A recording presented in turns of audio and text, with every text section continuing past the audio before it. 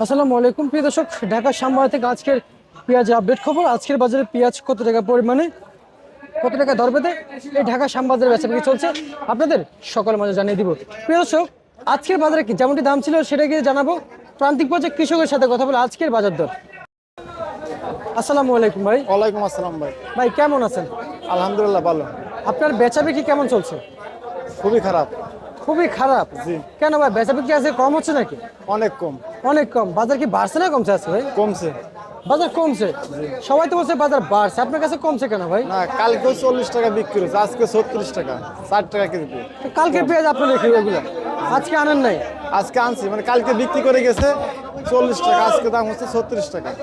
আচ্ছা আচ্ছা আচ্ছা, না সবাই তো বলছে দাম বাড়ছে, আপনার কাছে না, কম না, হলো না, কেন? দাম কমছে। দাম কমছে। আচ্ছা আচ্ছা আচ্ছা, কত করে বিক্রি করতেছেন পেঁয়াজ?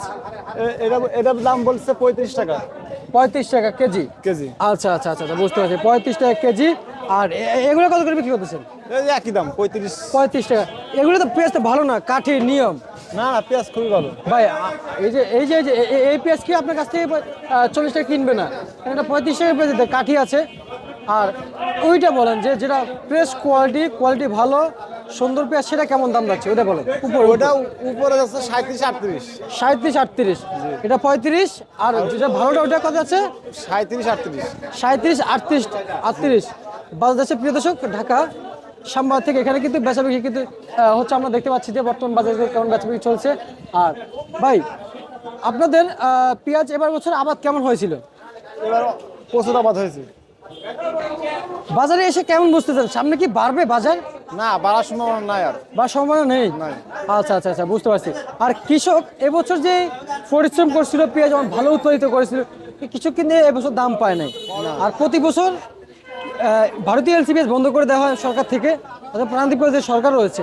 আমাদের প্রধান উপদেষ্টা এবছর কিন্তু বন্ধ করে নাই, অথবা কৃষকের দিকে তাকায় নাই যে আসলে এলসিপিএস বন্ধ করে দেওয়া হোক, কৃষক কিছু দাম পাবে, সেটা কিন্তু এক বছর করে নাই। না। আর এখন এলসিপিএস অটোই বয়কট হয়ে গেছে বাংলাদেশ থেকে। এখন কেমন দাম পাচ্ছেন সেটা জানতে চাই। এখন তো 35 টাকা সে আগের দামে? আগের দাম।